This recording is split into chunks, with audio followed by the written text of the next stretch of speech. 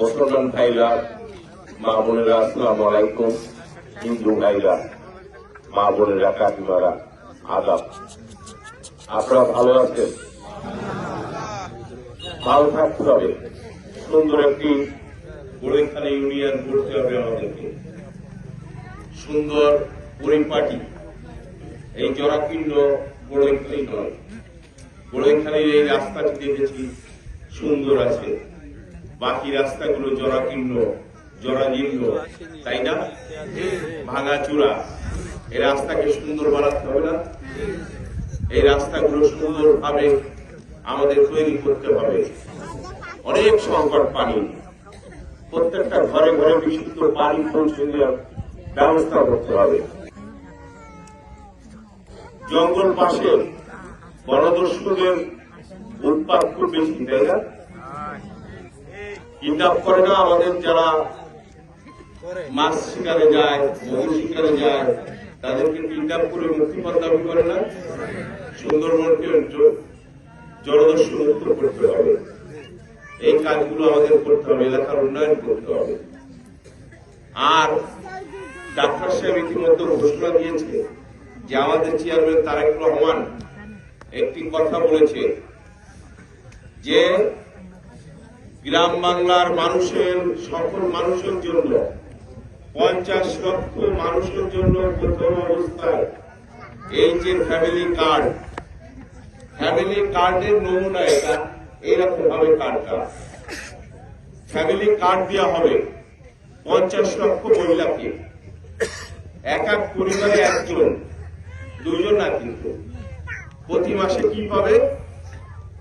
2000 থেকে 2500 টাকা, অথবা চাল, তেল, ডাল, 1 কেজি লবণ, 2 কেজি তেল, 1 কেজি ডাল, 25 কেজি চাল, এই সমমূল্যের 2500 টাকার মাল। এটা একটা পরিবারে বিনামূল্যে দেওয়া হবে। মা বোনরা বুঝেছেন? কি জন্য দেওয়া হবে জানেন? আমরা দরিদ্র, ঠিক মতো খেতে পাই না, কাজ পাই না, যার কারণে অনেক সময় আমাদের না খেয়ে থাকতে হয়। আমাদের সহযোগিতার জন্য এই 2000 থেকে 2500 টাকার মাল আমাদের প্রতি মাসে, অথবা টাকাও দিয়ে দিতে পারে বা মালও দিতে পারে, ফ্রি দেওয়া হবে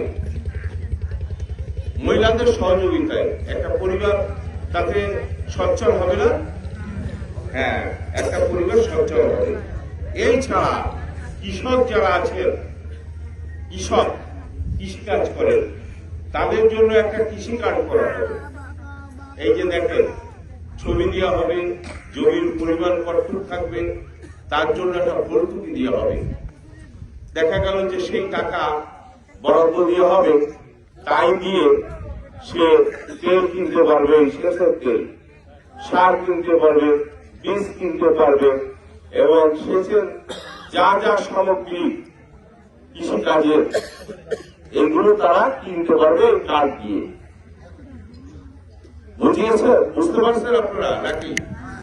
এই অঞ্চলে মানুষ নিরাপত্তা চায়, তাদের কোনো সুবিধা অসুবিধা হয় কিনা আমি কথা দিয়ে যাচ্ছি। কোন নিরীহ লোকের পরে কেউ অত্যাচার করতে পারবে না, এবং কোন নিরীহ লোকের পরে কেউ অত্যাচার করলে তাকে কোনোভাবে ছাড় দেওয়া হবে না। এবং আপনাদের অঞ্চলে একটা প্রথা আছে, একজনে ধান আর একজন কাটে। ধান লাগায় করিম, কাটে জব্বার, হয় না? হয়তো করিমের ধান করিম কাটবে, জব্বাররা সাবধান। জব্বাররা যদি আমার দলের বড় নেতা বহিষ্কার হয়ে যাবে। 1 বার, 2 বার, 3 বার, 3বার রিমান্ডার আর দিব না। সাংগঠনিক ব্যবস্থা গ্রহণ করব। কোনোভাবেই এই অন্যায়কে মেনে নেওয়া যাবে না। কোনোভাবে আমার দল এই অন্যায়কে মানবে না। সতর্ক করলাম।